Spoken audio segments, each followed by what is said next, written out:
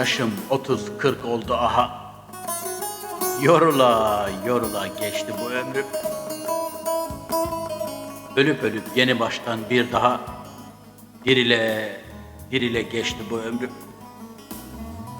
Gidemedim şu feleğin suyuna. Felek beni getirdi hep oyuna. Kriş yaptı çilesinin yayına. Gerile gerile geçti bu ömrüm. Ben hiç bakamadım zalimlerin çapına. Geri geldi kafa tuttum, karşı koydum topuna. Yalnız hakikatin hakkın ipine sarıla sarıla geçti bu ömrüm. Yorula yorula geçti bu ömrüm. Boşa geçti bu ömrüm. Yorula yorula geçti bu ömrüm. Bu ömrüm.